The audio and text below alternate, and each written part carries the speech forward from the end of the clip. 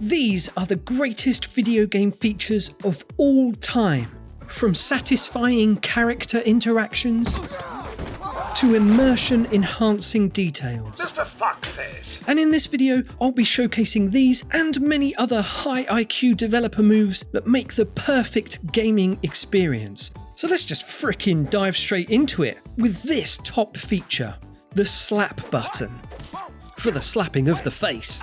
In GTA 5, if you attack a pedestrian unprovoked, you can sometimes pull off a beautiful bitch slap, douche, which is swift and satisfying. And there's something cathartic about a GTA slap rampage. That's your noisy upstairs neighbour. That's a boomer Karen. That's James Corden.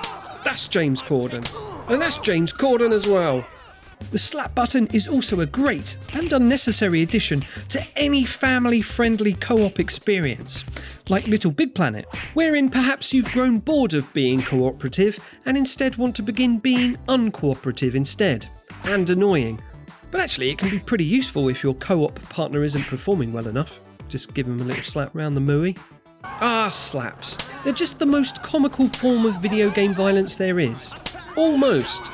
Because the slap button is a great feature, but what about the shove button? You can't touch this! Implemented to great effect in Grand Theft Auto 4, perfect for when you want to show a pedestrian who's boss, but you don't want the full chaotic fury of the LCPD descending on your balls. Same goes for Red Dead Redemption 2. Now that's a game with a real weighty momentum behind the player character's movements. And running around the Wild Wild West making cowboys fall over is an absolute joy. I just love it when developers add a satisfying melee move for shunting your enemies around, like the stiff kick from Deathloop. What? Oof! And one of the most satisfying ways of eliminating targets in Hitman is with a simple shove. Because sometimes it's just nice to take assassinations back to basics, you know? And I think it's really funny when a game offers you high-octane mad hijinks and explosive action, like blowing up a bridge or stealing a train with a helicopter, but you can have just as much fun running around being a pest. It's more like mischief than violence, really, Your Honour. Now, the shove didn't make it to GTA 5. Instead, 5 included a weird tackle fall-over button. So if you jump and press the punch button while in midair, you'll sort of just go limp and tumble to the ground. Pretty dumb and useless, but a great feature nonetheless. And it makes for some really great diversions. Like clattering into pedestrians, obviously, and my favourite GTA 5 pastime, windshield diving. Hours of fun. GTA Online also had this, whatever this is. Every game should have whatever this is. I digress, because the award for the ultimate shove button goes to Skyrim and the unrelenting force of your magical voice. Fusruda, fuck! Sending your adversaries flailing into the background. Oh, and you better believe they'll be smoked. And that brings me nicely onto one of my favourite features of gaming in the world in general. Ragdoll physics. The physics of them there dolls of rag. In layman's terms, it's a video game system that uses collision detection and physics to simulate flailing limbs and freestyling bones or something. So instead of some stock animation to signify an enemy has gone from a state of being alive and well to a state of being murdered most heinously, you get a dynamic and unique death throw, a glorious breakdance or a horrific contortion, or a frantic Catherine wheel down the side of a mountain.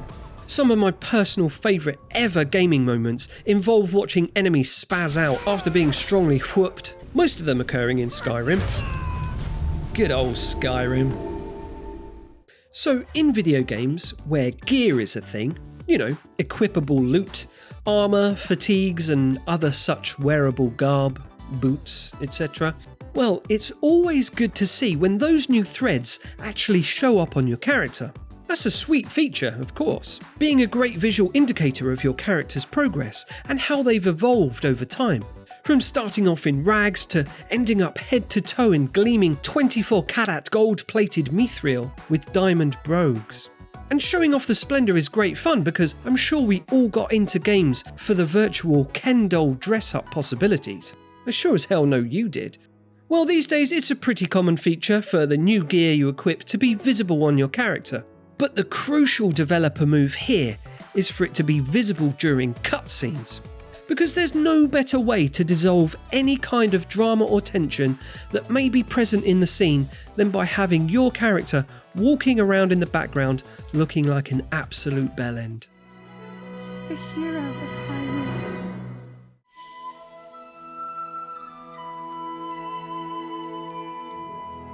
So this next video game feature is one that requires intense levels of programming and is one of the most gnarly ninja moves a game developer can pull off. The ability to pause a game. I mean, it's such an obvious one, but it's infinitely frustrating and exhausting how often this feature is absent from games these days. It's so basic. Ever since consoles were wood-panelled and came with ashtrays attached to them, they've had pause buttons. But then eventually online came along and the ability to pause became unfeasible. But sometimes the pause button will be absent even in games where online is merely an option and you can play the entire game offline privately. It almost feels like an up yours dick face from the developers, because it makes video games the only form of entertainment that you can't put on hold. You can pause a film, you can pause a song, you can even pause a stage play if you ask nicely. That is frowned upon though. Developer From Software and their Souls series of games are the main offenders for me. Picture the scene. I'm playing Blood Souls. I'm playing offline, single player, and I'm mid-fight with the final boss, Simon the unhealthy crow guardian of Cemetery Town, doing well, getting some good hits in, and still got all my health beakers. And then suddenly, in real life, my pet cat enters the room and gifts me a live seagull. My newborn baby starts choking on my Bitcoin, and my mate's calling me with last-minute tickets to the Jimi Hendrix Turns Out I've Been Sleeping All This Time Better Than Ever comeback show one night only at the Sky Dome. Unable to pause the game, I calmly set down the controller, trap the seagull under a glass, administer a Heimlich judo chop to the baby, and tell my mate I'll have to pass on the Hendrix tickets because it looks like it starts too late. When I return to the game, I find that Simon the Golden Queef has Siberian suplexed me to death and robbed me of all my souls and cookbooks. But I couldn't pause it. No, because apparently pausing the game shatters the immersion. Oh, you need to temporarily stop the game? Why don't you just get good, Dick Splash? Seems to be the rhetoric around that. And another popular belief for why Souls games doesn't include a pause button is because it's feared players might abuse it and use it to time dodges and parries. Like, if you think the enemy is going to hit you, you could press the pause button. But like, why not just push the dodge button instead? Or is that being too stupid? Also, Sekiro, the most hardest of all the Souls games, has a pause button, and nobody said poo. So what's the story there? Anyway, to summarise, if your game features a pause button, congratulations, you the best game development. Next, we're talking about the most innovative and inventive video game system of recent times. Probably the coolest game mechanic since, I don't know, locking on? Yeah. The Nemesis system.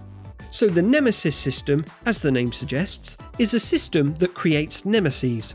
Developed by Monolith Productions for the Middle-earth Shadows of series, a pair of games set in Lord of the Rings town, it procedurally generates enemy orcs and uses interconnected game mechanics to allow the player to develop long-term relationships with them.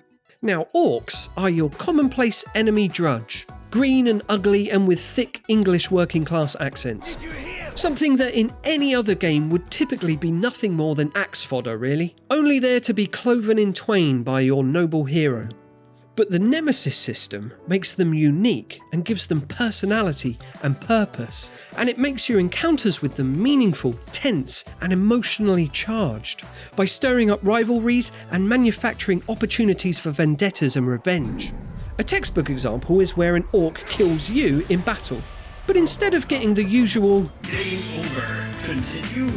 9. and then just getting up and trying again, you respawn sometime later to find that that particular orc has gained a promotion in reward for handing you your ass. And as a result, he's leveled up and become more powerful. And so revenge is a must, because screw that guy. He'll be eating maggoty bread in hell for all eternity when I'm done with him. So yeah, that's the basic gist anyway. It's essentially a rich hierarchy of Sauron's lackeys. shifting and rearranging based on your actions, from lowly grunts to lofty overlords, with their ranks based on individual experience in battle and characterised by their special skills in war.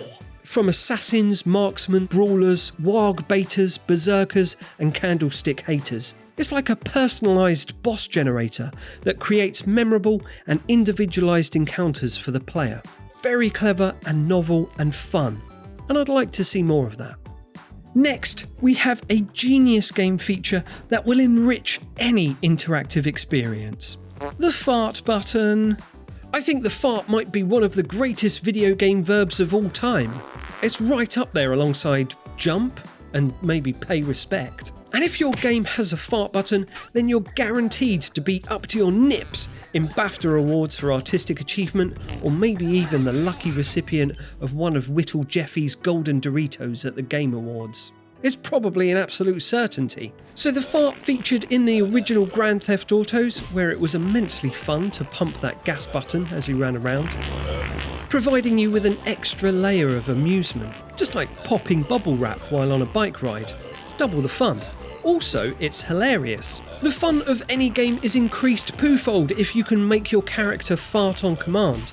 The Fable series has known this very well and has been a great champion of the fart over the years, with the hilarious gesture being part of the game's expression system, where the game reflects the way you play, and where farting on people's heads can have a meaningful impact in defining your character. Now that is true role-playing.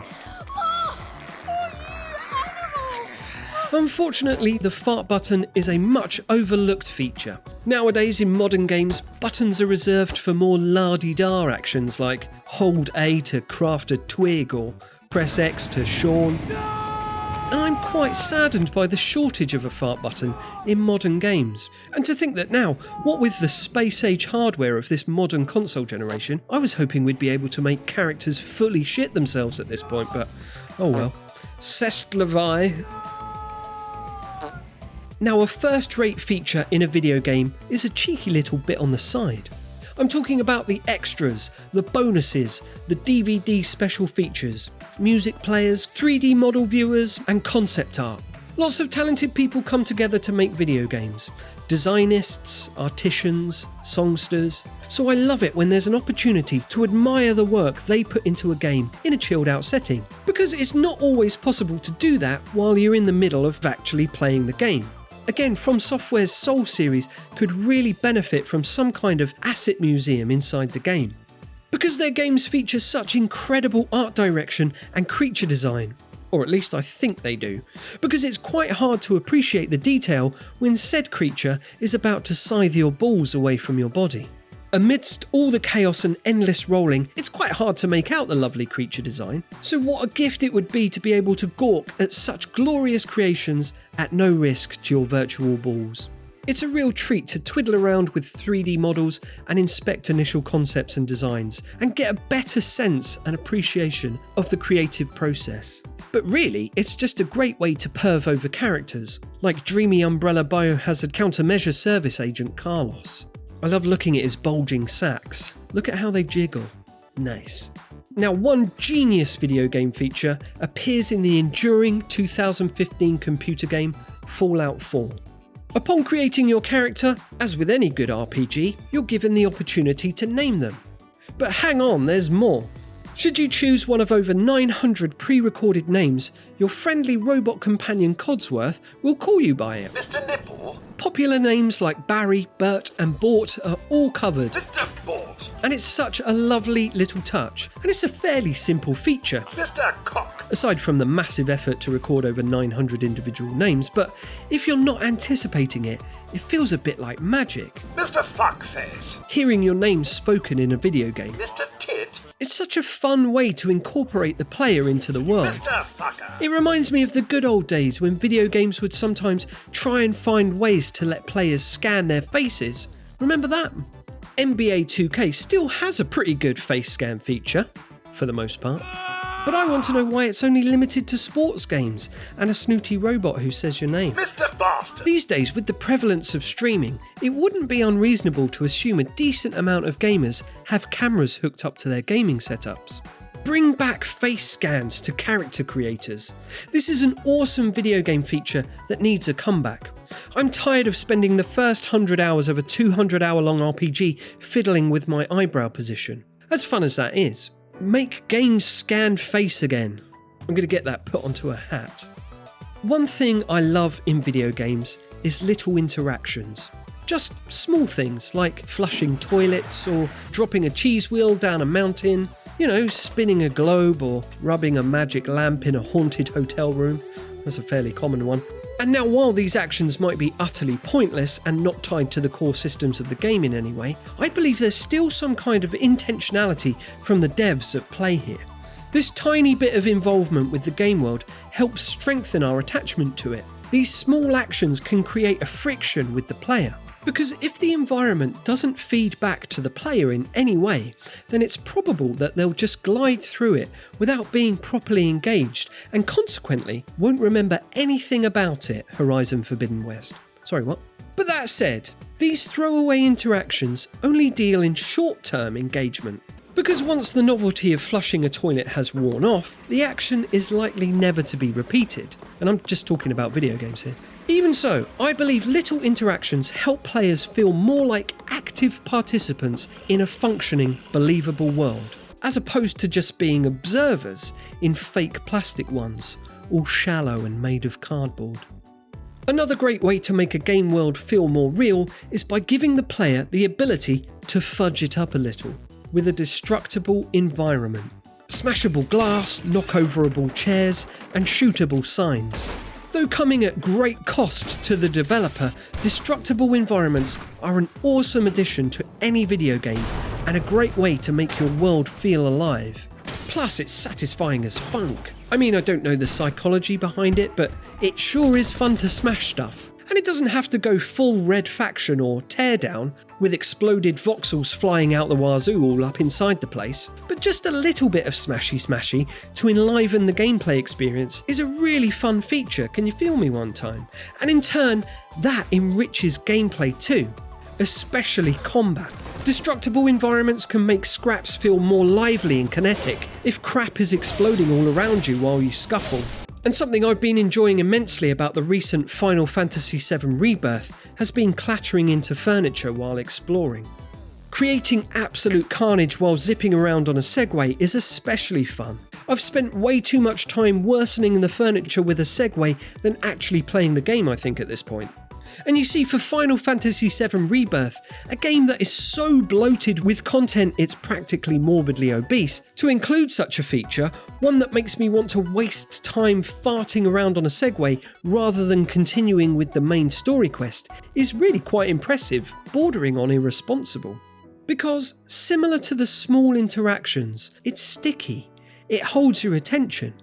And just like all of the aforementioned features on this list, slapping, farting, rotating 3D models, they're all features that are entertaining enough to make you want to deviate from the main content of the game. And that's what makes them top tier video game features. Okay? Well, that's it, I guess. Those are some video game features that when I see them, well, I get pumped, let me tell you. What are some of your favourite video game features? QuickTime events? Permadeath? Troy Baker's voice? Let me know in the comments below. Catch you later.